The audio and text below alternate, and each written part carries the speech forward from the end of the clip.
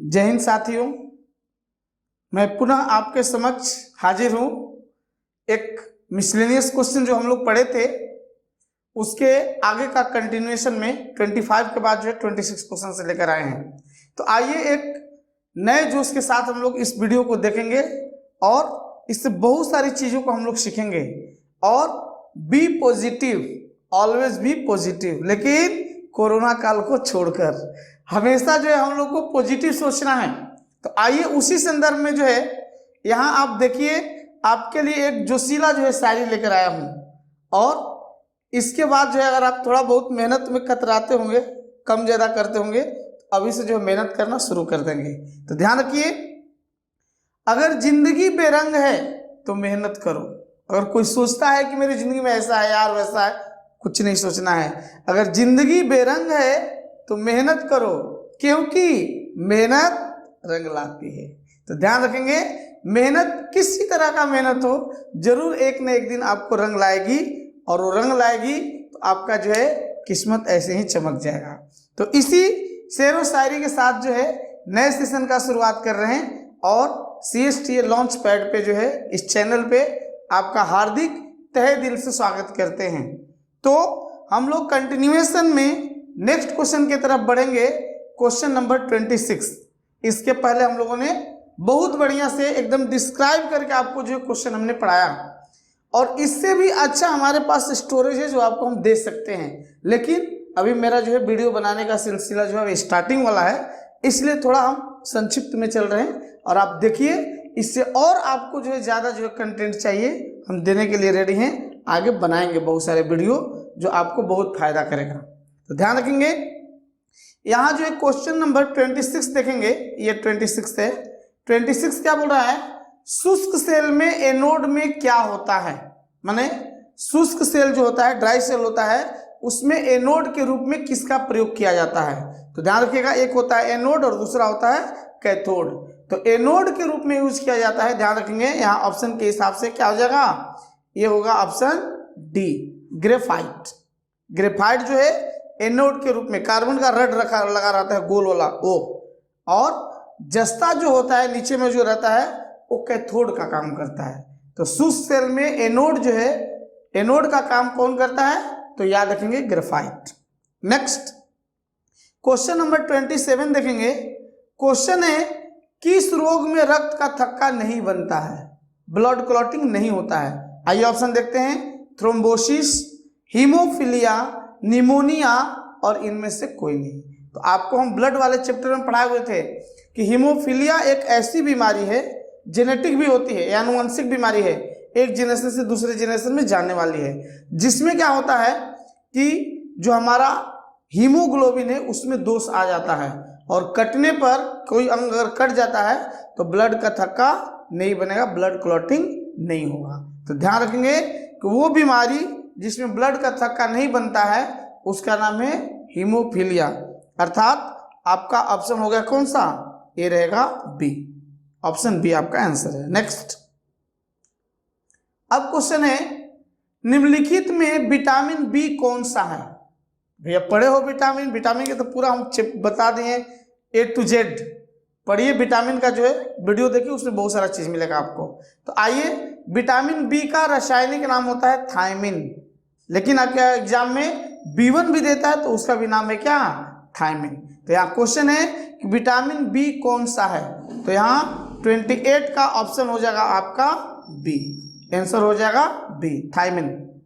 Next question number 29 की तरफ बढ़ते हैं, और ये देखेंगे 29 क्या बोल रहा है, निम्नलिखित ग्रहों को उनके उपग्रहों की संख्या के अवरोही क्रम में सजाएं। अवरोही मतलब सबसे पहले ये करना है कि किसका जो है सैटेलाइट ज्यादा है, उसके बाद कम किसका है, उसके बाद कम किसका है, इसको बोलते हैं अवरोही क्रम या डिक्रीजिंग ऑर्डर बोलते हैं। तो ध्यान रखेंगे कि सबसे ज्यादा जो है सैटेलाइट होता है किसका, तो ध्यान रखेंगे बृहस्पति, जिसको हम लोग बोलते हैं जुपिटर। तो सेकेंड नंबर देखिए किस ऑप्शन में पहले है। तो देखिए दो ऑप्शन है, ए और सी में सेकेंड ऑप्शन से शुरू हो रहा है। तब अब अगला वाले को मैच करिए। बृहस्पति के बाद आपको आता है कौन भाई, जिसका जो है प्लेनेट सबसे ज्यादा है, तो बृहस्पति के बाद आ जाएगा आपका कौन सा, हाँ, यहाँ ऑप्शन के हिसाब से देखेंगे, ये बृहस्पति के बाद हो जाएगा शनि, और शनि के बाद आपको हो जाएगा क्या, चौथा नंबर मंगल, और क्या है, एक में है वरुण, मंगल हो जाएगा, बराबर है। तो आप आंसर देखो, आपका हो जाएगा ऑप्शन सी। ये देखिएगा, ऑप्शन सी होगा आपका आंसर। इसके पहले हम लोग पढ़ते थे कि शनि का सबसे ज्यादा जो सैटेलाइट होता है, लेकिन एट प्रेजेंट जुपिटर जो है, बृहस्पति, उसके सबसे ज्यादा सैटेलाइट हैं। यहाँ ऑप्शन के हिसाब से देखना है आपको। उसके बाद यहाँ ऑप्शन के हिसाब से तीसरे नंबर पे शनि आ जाएगा, तब उसके बाद होता है मंगल, इसके बाद रहेगा वरुण। तो आपका ऑप्शन गया सी। नेक्स्ट 30 नंबर क्वेश्चन देखेंगे। पृथ्वी का विषुवतीय व्यास लगभग कितना है? ध्यान रखिएगा, पृथ्वी का विषुवतीय व्यास, ध्यान रखेंगे। पृथ्वी बोले तो अर्थ, और एक देखिए ये है पृथ्वी, इसके दो व्यास होते हैं, एक है नॉर्थ पोल होता है, और ये देखिए क्या है, साउथ पोल है। और ये बीचों बीचों जो होता है ये ऐसा, इसको बोलते हैं क्या, इक्वेटर। तो नॉर्थ पोल से साउथ पोल को मिलाती है जो लाइन, उसको बोलते हैं क्या, सिर्फ ध्रुवीय व्यास बोलेंगे। तो ध्रुवीय व्यास कम होता है क्योंकि पृथ्वी ऊपर से क्या है, थोड़ी जो है चपटी है, फ्लैट है। और विषुवतीय व्यास जो इक्वेटर होता है, जिसको बोल सकते हैं, वो जो होता है उसके अपेक्षा बड़ा होता है। तो याद रखिए, यहाँ क्वेश्चन है कि पृथ्वी का जो है, ठीक है, ये विषुवतीय व्यास मतलब इक्वेटर वाला व्यास जो है कितना होता है। तो ध्यान रखिएगा, ये ऑप्शन जाएगा आपका बी, 12,750। यहाँ ऑप्शन दिया ऑप्शन के हिसाब से, ऐसे एक्चुअली में 12,756, 12,756 होता है। कौन सा? तो विषुवतीय व्यास। अब बात आ गई ध्रुवीय व्यास कितना होता है। तो ध्यान रखिएगा, विषुवतीय व्यास ज्यादा होता है और ध्रुवीय व्यास क्या होता है, कम होता है। कितना कम होता है? तो याद रखेंगे 43 किलोमीटर का डिफरेंस होता है। मतलब 12,756 में से 12,756 में से अगर 43 आप माइनस करते हैं तो लगभग आ जाएगा कितना, 12,713 के आसपास आ जाएगा। तो याद रखेंगे, ये जो ध्रुवीय व्यास होता है वो कितना होता है भाई, एक मिनट, ध्रुवीय व्यास जो होता है 12,713 किलोमीटर। ये ध्यान रखिएगा, मीन्स दोनों में डिफरेंस कितना का है, 43 किलोमीटर का। ये क्वेश्चन पूछा हुआ है।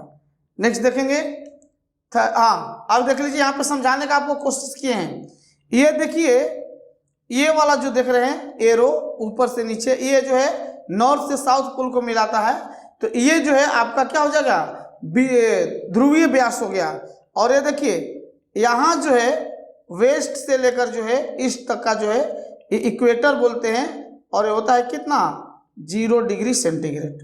तो ये जो होता है इसकी लंबाई ज्यादा होती है विषुवतीय व्यास की, जो कि आपको ऊपर में हमने बताया। देखिए, तो विषुवतीय व्यास होता है 12,756 और ध्रुवीय व्यास होता है 12,713। मीन्स दोनों में गैपिंग कितने का है, तो लगभग जो है 43 किलोमीटर का डिफरेंस है। नेक्स्ट क्वेश्चन देखेंगे। अब 31 क्वेश्चन है, पृथ्वी पर दो स्थानों के अनुदैर्ध्य का अंतर अगर 15 डिग्री है, अनुदैर्ध्य बोले तो क्या हो गया, तो देशांतर, जिसको हम लोग लॉन्गिट्यूड बोलते हैं। तो जो लॉन्गिट्यूड है, दो माने लॉन्गिट्यूड के बीच का अगर डिफरेंस जो है 15 डिग्री का आ रहा है, तो बताइए कि टाइम का अंतर कितना होगा। बहुत बढ़िया क्वेश्चन है। और ध्यान रखेंगे कि पृथ्वी को एक देशांतर से दूसरे देशांतर पर जाने में लगभग जो है 4 मिनट का वक्त लगता है। तो देख लो भैया कितना है, 15 डिग्री है, 1 डिग्री क्रॉस करने में 4 मिनट लग रहा है। तो 15 डिग्री क्रॉस करने में तो 15 चौका 60, मतलब 1 घंटा का डिफरेंस रहेगा। मीन्स यहाँ ऑप्शन आपका क्या हो जाएगा, ऑप्शन बी हो जाएगा आपका आंसर। मीन्स 1 डिग्री को क्रॉस करने में पृथ्वी को जो है लगता है कितना, 4 मिनट का टाइम लगता है। अब देख लो भैया 4 मिनट तो 15 डिग्री है, तो 15 चौका कितना, 60, बोले तो 1 घंटा। नेक्स्ट 32 कह रहा है कि वृत्ताकार सर्कुलर आकृति वाला और यूएसएसआर द्वारा सबसे पहले छोड़ा गया भू उपग्रह कौन सा है। भू उपग्रह बोले तो जियो सैटेलाइट। देखेंगे यहाँ पे भू उपग्रह लिखा हुआ है, भू उपग्रह, इसको बोलते हैं जियो सैटेलाइट। ठीक है, भू स्थिर उपग्रह भी बोलते हैं। और जियो सैटेलाइट आपको पता होना चाहिए कितनी ऊंचाई पे हाइट पे छोड़े जाते हैं, तो लगभग जो है 36,000 किलोमीटर की ऊंचाई पे जो है छोड़े जाते हैं, स्थिर किया जाते हैं। तो ध्यान रखेंगे कि पहला जो है उपग्रह छोड़ने वाला जो है देश कौन सा है भैया, तो याद रखेंगे वो देश कौन सा है, रूस, वही लिखा है USSR, पहले संयुक्त सोवियत संघ होता था, वही है, तो याद रखेंगे। अब क्वेश्चन है कि पहले जो सबसे पहला जो उपग्रह छोड़ा गया था वो कौन था, यहाँ क्वेश्चन वही बोल रहा है कि सबसे पहले USSR द्वारा जो है वृत्ताकार सर्कुलर आकृति वाला जो है छोड़ा गया था भू स्थिर उपग्रह, उसका नाम क्या था, तो याद रखेंगे स्पुतनिक फर्स्ट। यहां देखेंगे ऑप्शन ए रहेगा, यहां स्मृतनिक लिखा गया है, लेकिन याद रखिएगा वो राइटिंग एरर है, स्पुतनिक होता है, स्पुतनिक। ठीक है, तो स्पुतनिक जो है सैटेलाइट जो है ये छोड़ा गया था किसके द्वारा, रूस के द्वारा, सबसे पहला सैटेलाइट। लेकिन भारत के सेंस में अगर लेंगे तो भारत का पहला सैटेलाइट है कौन, आर्यभट्ट। नेक्स्ट क्वेश्चन नंबर 33 की तरफ बढ़ते हैं। ये देखिए, उपग्रह की कक्षीय अवधि का समानुपात कितना होता है, मींस सैटेलाइट जो है जो ऑर्बिट्स में मूव करते हैं तो उनका जो टाइम पीरियड होता है वो टाइम पीरियड जो है किसके बराबर होता है, किसके इक्वल होता है, तो याद रट्टा मार के रखिएगा, जो टाइम पीरियड होता है r⁻ कितना 2/3, मींस ये जो होता है r² का क्यूबिक रूट होता है। मतलब इसी को ऐसे हम लोग लिख सकते हैं, अगर आप मैथ में बढ़िया जानकार होंगे तो ऐसा लिख सकते हैं, जो ए ऑप्शन है उसको, यहाँ हो जाएगा 3, यहाँ हो जाएगा r²। ठीक है, तो टाइम पीरियड जो होता है, तो r बोले तो रेडियस ऑफ अर्थ है ना, तो उसके जो है r के पावर 2/3 के बराबर होता है क्या, उसका टाइम पीरियड। ऑप्शन ए आपका आंसर। नेक्स्ट देखिए, ग्लेशियर, देखो कितना बढ़िया है, गर्मी का दिन है, बर्फ का तो सबको दिमाग में आता है भैया कहीं जाते हैं जूस पीने, थोड़ा यार आइस डाल दो, उसमें बर्फ डाल दो। अब देखिए ग्लेशियर, ग्लेशियर क्या होते हैं, तो पहाड़ी जो होती है, बर्फ की पहाड़ी होती है, वहां से बर्फ के टुकड़े जो है फिसलन होती है, तो वही होते हैं ग्लेशियर। अब क्वेश्चन है कि ग्लेशियर में बर्फ हमेशा निम्न में से कहां से पिघलता है, बर्फ को अगर ग्लेशियर पे है बर्फ तो कहां से पिघलेगा, ऊपर से, नीचे से, बीच से, लेफ्ट से, राइट से, कहां से पिघलना शुरू करता है, ये आपका क्वेश्चन है। तो हमेशा याद रखिएगा कि बर्फ जो है निचले वाले सरफेस से पिघलना शुरू करता है, वहां से पिघलता है, मींस यहां ऑप्शन आपका जाएगा। देखिए थोड़ा सा यहाँ पे वीडियो लंबा ना हो इसलिए थोड़ा जल्दबाजी में पढ़ा रहे हैं, आगे अगर बोलेंगे तो आपको और डिटेल में हम बताएंगे बढ़िया से क्वेश्चन। अब आइस आ गया तो आइस के बारे में बहुत सारे चीजें बताएंगे आपको, तो ध्यान रखेंगे आप क्वेश्चन के हिसाब से कि ग्लेशियर में बर्फ जो है पिघलना शुरू करता है कहाँ से, तो उसके निचले लेयर से जो है, निचले वाले हिस्से से जो है पिघलना शुरू करता है। नेक्स्ट क्वेश्चन 35, क्वेश्चन है कि अगर 10 किलोग्राम द्रव्यमान को जो है जमीन के ऊपर अगर 1 मीटर की ऊंचाई पे उठाया जाए, वहां पे पकड़ के रखे हैं, जैसे मान लीजिए पेन है, ये जो है 10 kg का है, जमीन से 1 किलोमीटर की ऊंचाई पे उठा के इसको रखे हैं, तो बोल रहा है कि यहां से जमीन से उठाकर यहां तक लाने में कुल कितना काम किया गया। तो भैया आप लोगों को पता होगा पोटेंशियल एनर्जी का फॉर्मूला, जिसको हम बोलते हैं क्या चीज, ये देखेंगे स्थितिज ऊर्जा, मीन्स फाई इक्वल टू होता है क्या, mg और h, phi equal to mgh। Phi potential energy जो होता है, स्थितिक ऊर्जा होता है, उसको हम लोग डिनोट करते हैं किससे, फाई से, इक्वल टू m, m बोले तो मास, g बोले तो क्या हो गया ग्रेविटेशनल एक्सेलरेशन, और h बोले तो हाइट। इस फॉर्मूला में अगर आप फिट करेंगे तो आपका आंसर आ जाएगा कितना, तो लगभग जो है 200 जूल। डिटेल में इसको बाद में जब न्यूमेरिकल्स हम पढ़ाएंगे उसमें आपको फिजिक्स में पढ़ाएंगे आपको। तो ध्यान रखेंगे कि अगर 10 kg द्रव्यमान को जमीन से जो है 1 मीटर की हाइट पर उठाएंगे तो इस फॉर्मूला में आप पुट करेंगे सभी वैल्यू को, तो आपका ऑप्शन आंसर आएगा 200 जूल। नेक्स्ट देखेंगे, हाँ ये देखिए बढ़िया क्वेश्चन है। लाई डिटेक्टर, बहुत सारे दोस्त आपके साथी हैं या आप भी हो सकते हैं झूठ बोलने के आदी होते हैं, या चोर ने चोरी कर लिया, वो कबूल ही नहीं कर रहा है, तो कैसे उसके झूठ को पकड़ा जाएगा? तो एक मशीन है, यंत्र है, जिसको बोला जाता है लाई डिटेक्टर। लाई मतलब झूठ, झूठ को पकड़ने वाला मशीन। अब क्वेश्चन है कि उस मशीन का यूज कैसे होता है, वो किस तरह से काम करता है, वर्क करता है। तो ध्यान रखेंगे, लाई डिटेक्टर मशीन जो होता है वो जो है, अब देखिए ऑप्शन देख लीजिए, शारीरिक ताप परिवर्तन के सिद्धांत पे काम करता है क्या? नहीं। शरीर में छिपाए गए सोने को पकड़ता है? नहीं। शरीर में छिपाए गए मादक मतलब कि दारू, ये नशीले पदार्थ, उसको क्या? नहीं। आपका ऑप्शन जाएगा क्या? ये देखिए ऑप्शन हो जाएगा डी। क्या चीज भाई? शरीर के नाड़ी, पल्स एवं श्वसन की गति में जो चेंजेज हो रहे हैं उसके हिसाब से वो झूठ को पकड़ता है। तो ध्यान रखिएगा, लाई डिटेक्टर कैसे पकड़ता है? जो पल्स रेट जो है कम ज्यादा होगा, श्वसन की जो है गति, झूठ वाला व्यक्ति रहेगा कि अरे पकड़ा जाएगा, उसके जो है सांस लेने की गति बढ़ घट सकती है, इसके हिसाब से क्या होता है भाई? तो लाई डिटेक्टर मशीन जो है काम करता है। आपका ऑप्शन है डी। अब आइए क्वेश्चन नंबर देखते हैं हम लोग 38।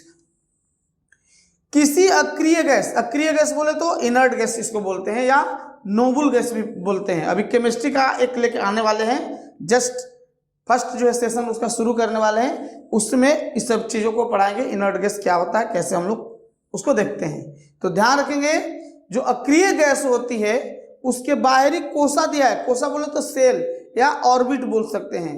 आउटर मोस्ट ऑर्बिट में कितने इलेक्ट्रॉन हो सकते हैं? तो ध्यान रखेंगे, जो इनर्ट गैस होते हैं, नोबल गैस होते हैं, उनके आउटर मोस्ट ऑर्बिट में जनरली 8 इलेक्ट्रॉन होते हैं। मींस उनका ऑक्टेट क्या होता है?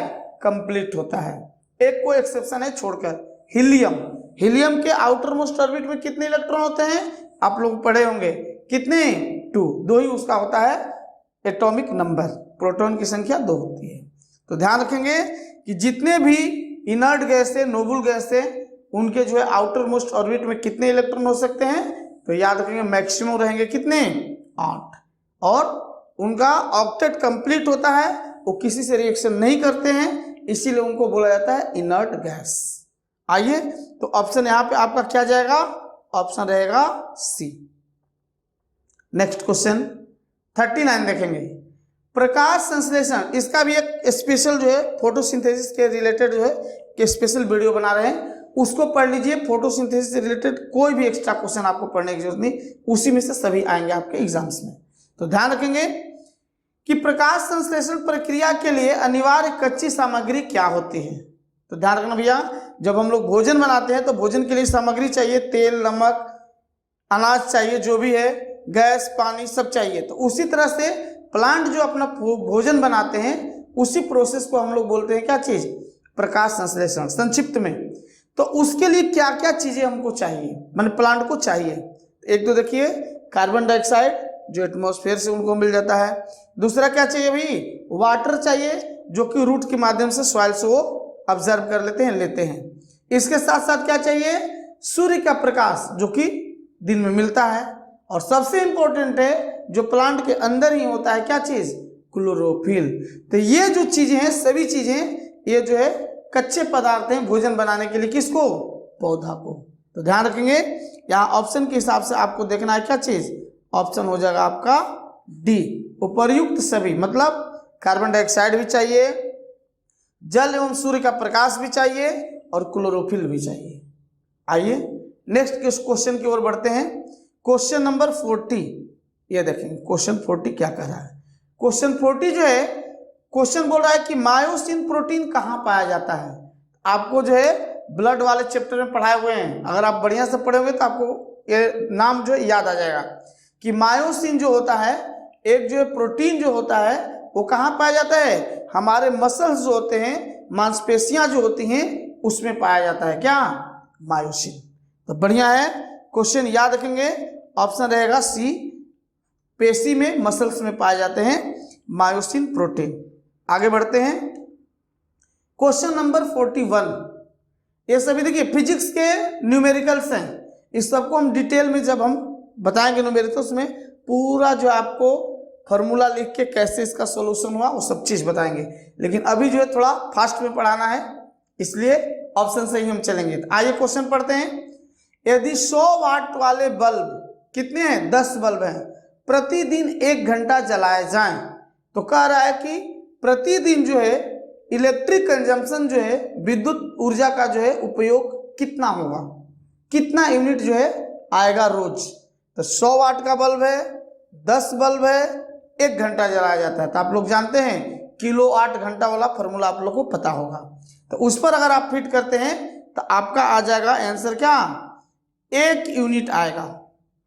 मीन्स 100 वाट का बल्ब जो है 10 बल्ब 1 घंटे जलाए, ठीक है, तो कितना हो जाएगा, तो लगभग जो है 1000 के आसपास हो जाएगा। तो 1000 को हम लोग यूनिट में कन्वर्ट करेंगे तो कितना आ जाएगा, 1 यूनिट। आंसर रहेगा आपका ए। इसको डिटेल में बताएंगे हम। आइए क्वेश्चन नंबर 42 की तरफ बढ़ रहे हैं। देखिएगा, परमाणु सिद्धांत किसने दिया था, तो ध्यान रखेंगे एक चैप्टर ही हम लोग पढ़े थे 9th क्लास में, आप लोग भी पढ़े होंगे कि डाल्टन का परमाणु सिद्धांत। तो ध्यान रखेंगे भैया, एटॉमिक प्रिंसिपल जो है, एटम के बारे में प्रिंसिपल जो है सिद्धांत दिया था किसने, तो याद रखेंगे उनका नाम है डाल्टन। ऑप्शन रहेगा कौन सा, बी। ये सब क्वेश्चन बहुत इजी है लेकिन एग्जाम के लिए बहुत इंपॉर्टेंट होता है, ध्यान से रखिएगा, ठीक है। चलिए आगे की ओर बढ़ रहे हैं। क्वेश्चन नंबर 43 देखिए, कितनी ऊंचाई पर वायुमंडल में 1 डिग्री सेंटीग्रेड तापमान घट जाता है। अब सुनो, अटपटा लगेगा कि ऊपर की ओर बढ़ेंगे तो टेम्परेचर और बढ़ेगा, सूर्य की तरफ जा रहे हैं, बढ़ना चाहिए, लेकिन यहाँ क्वेश्चन क्या है, उल्टा है कि कितने डिग्री हाइट पे जाए, मतलब कितने मीटर हाइट के ऊपर में जाएंगे कि क्या होगा, टेम्परेचर में 1 डिग्री सेंटीग्रेड की क्या हो जाएगी, कमी आएगी। तो ध्यान रखिएगा, हर एक जो है 165 मीटर, यहाँ ऑप्शन देखिए आपका होगा कौन सा है, ऑप्शन है हाँ बी में, देखिए है बी ऑप्शन में है कि प्रत्येक 165 मीटर की ऊंचाई पे जाएंगे तो टेम्परेचर में 1 डिग्री की क्या होती है, गिरावट होती है। ध्यान रखिएगा, बढ़िया क्वेश्चन है, पूछता है। नेक्स्ट क्वेश्चन देखिए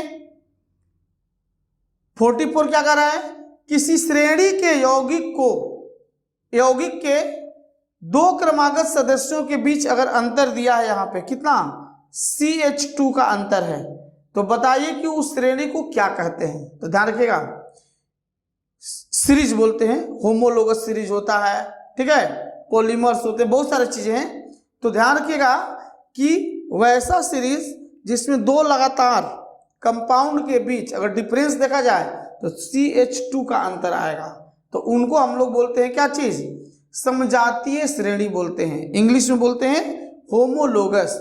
अब बाकी ऑप्शन के बारे में आप लोग जान रहे होंगे या केमिस्ट्री में आपको हम पढ़ाएंगे, 1 मिनट इसको मार्क कर दें, ऑप्शन रहेगा बी, ठीक है। केमिस्ट्री में आप लोग को पढ़ाएंगे हम, बहुलक जानते हैं पॉलीमर होता है, समजातीय श्रेणी होमोलोगस सीरीज बोलते हैं, अभिक्रियाशील मूलक मींस फंक्शनल ग्रुप जो होते हैं वो, और हाइड्रोकार्बन तो जानते हैं हाइड्रोजन प्लस कार्बन। तो या क्वेश्चन के हिसाब से है कि CH2 का अंतर लगातार 2 के बीच में है, कंपाउंड के बीच में, तो उनको हम लोग रखते हैं समजातीय श्रेणी में रखते हैं, मींस होमोलोगस सीरीज में रखा जाता है। आइए आगे बढ़ गए। कोलाइड का उदाहरण किसको माना जाता है, और क्वेश्चन है आपका कोलाइड। अब पहले भी ब्लड वाले में पढ़ाए हैं कि ब्लड भी क्या है, एक कोलाइड का एग्जाम्पल है। और जनरल तरीका बताए थे कि कोलाइड वैसा होता है जिसको छानेंगे तो कुछ पार्ट जो छन जाएगा और कुछ पार्ट ऊपर बच जाएगा, उनको बोलते हैं कोलाइड। तो इसमें से देखिए, क्या धुआं कोलाइड है क्या, नहीं। पीतल ये तो कोलाइड हो नहीं सकता, सोल्यूशन नहीं है। चीनी शरबत उसको मिक्स कर देते तो पूरा पूरा चला जाएगा, पास हो जाएगा। गोंद, देखिए गोंद जिसको हम लोग बोलते हैं क्या, गम, जो कागज वगैरह सटाने में हम लोग क्या करते हैं, यूज करते हैं। तो ध्यान रखेंगे, ये जो गोंद जो होता है, हमारा ब्लड जो है, ये सब किसके एग्जाम्पल हैं, कोलाइड के एग्जाम्पल हैं। ऐसे उनके जो है आगे पढ़ाएंगे केमिस्ट्री में आपको। परमाणु के आकार के इस पे डिसाइड किया जाता है कि कोलाइड है कि निलंबन है, कौन सा जो है सॉल्यूशन का एग्जाम्पल है। तो याद रखेंगे, गोंद जो है, ब्लड है, ये सब क्या होते हैं, कोलाइड के एग्जाम्पल है। नेक्स्ट 46 क्वेश्चन देखिएगा। 46 है, गैस से भरे एक जार में गुलाब का रंगीन फूल गिरने पर रंगहीन हो जाता है, तो उस जार में कौन सी गैस है? क्वेश्चन समझिएगा कि एक जो है गैस जार है जिसमें गैस है, उसमें गुलाब का फूल गिरा दिए हमने, तो गुलाब का फूल को गिरा दिए तो गुलाब पिंक कलर का है, वो कैसा हो गया? वो जो है कलरलेस हो गया, रंगहीन हो गया। ये देखिए रंगहीन मतलब ये कलरलेस हो गया, ये देखिए कलरलेस हो गया। तो बताइए कि उस जार में कौन सा जो है गैस होगी? तो ध्यान रखिएगा उस जार में जो है कौन सी गैस होगी, तो ऑप्शन याद रखिएगा सी, यहां पे है सी, देखिएगा ऑप्शन रहेगा सी, ऑक्सीजन। और इस क्वेश्चन को थोड़ा डिटेल में आप लोग खोज भी लीजिएगा, ये थोड़ा सा हमको डाउट लग रहा है लेकिन फिर भी सही है, सी ऑप्शन रखिएगा आप लोग कि जिस गैस जार में ऑक्सीजन है उसमें गुलाब के फूल को अगर हमने गिराया डिसकलर हो गया तो उसमें कौन सी गैस है? ऑक्सीजन गैस है। नेक्स्ट क्वेश्चन नंबर 47 पढ़ चुके हम लोग, ब्लड प्रेशर वाले ब्लड चैप्टर जो हमने पढ़ा है उसमें क्लास में पढ़ चुके हैं कि ब्लड प्रेशर जो है सामान्यतः कितना होता है। तो हम बताए थे कि एक सर थे एसडी सर, उनको जो है बुढ़ापे में भी बीपी सामान्य रहता था, और बीपी कितना रहता था? 120/80। तो सामान्य रक्तदाब कितना होता है? 120/80। 120 वाले को बोलते हैं सिस्टोलिक और 80 वाले को बोलते हैं डायस्टोलिक, और इसको मापने के यंत्र को बोलते हैं स्फिग्मोमैनोमीटर। पढ़ा चुके हैं आपको। चलिए अब क्वेश्चन है पायरोमीटर क्या है? तो सुनना भैया, पायरोमीटर एक टेबलेट आता है पैरासीटामोल, क्या करता है? फीवर को डाउन करता है, पायरेटिक होता है। तो ध्यान रखेंगे पायरोमीटर क्या होता है? तो ये तो फिक्स हो गया कि टेम्परेचर को मापने का यंत्र है, लेकिन किसका टेम्परेचर? तो हाई टेम्परेचर, जैसे सन का टेम्परेचर मापना है तो कितना होगा भाई?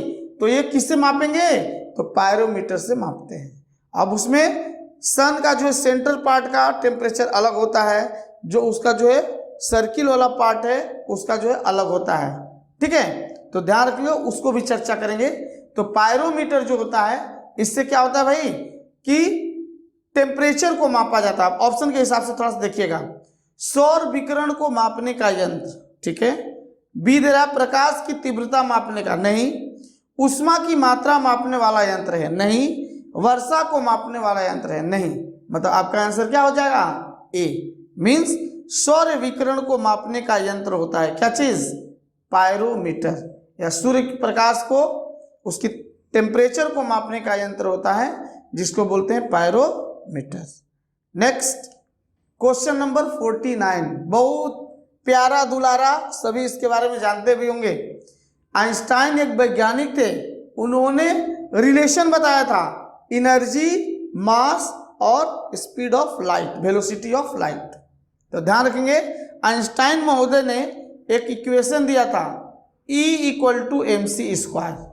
तो क्वेश्चन दे रहा है कि इस फॉर्मूला में E = mc² में C का मतलब क्या है। बहुत बढ़िया क्वेश्चन है। इस C का मतलब क्या है? तो ध्यान रखना भैया, E बोले तो एनर्जी है, M बोले तो मास है, और C बोले तो वेलोसिटी ऑफ लाइट या स्पीड ऑफ लाइट। आइए ऑप्शन को अब देखिए आप।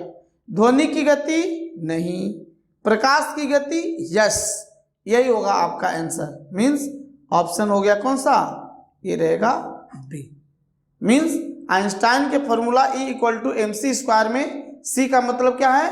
लाइट का स्पीड, गति।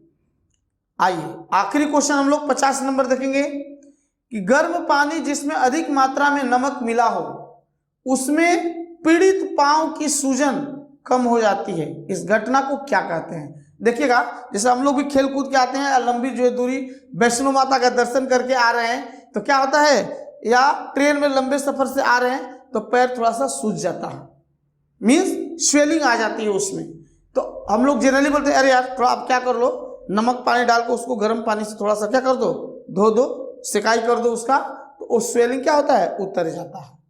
तो कह रहे हैं कि इसमें कौन सा प्रोसेस होता है? पहला ऑप्शन है ऑस्मोसिस, सेकेंड दिया है प्लाज्मोसिस, तीसरा दिया है इलेक्ट्रोलाइसिस, और चौथा दिया इनमें से कोई नहीं। तो ये सब नहीं होगा भैया, सीधा सीधी होगा क्या, ऑस्मोसिस। आपका आंसर जाएगा ए। तो ध्यान रखेंगे कि इस तरह से अगर हम तैयारी करते रहेंगे, आगे बढ़ते रहेंगे, तो एक लंबा सा, एक बहुत सारा जो है नॉलेज जो है हमारे ब्रेन में आ जाएगा, और हम जिस भी एग्जाम में बैठेंगे आराम से एग्जाम को छुड़ा लेंगे और हमारा जो है बेड़ा पार हो जाएगा। आइए इन चंद शब्दों के साथ जो है आज का सेशन यहीं पे समाप्त करते हैं। जय हिंद, जय भारत साथियों, धन्यवाद।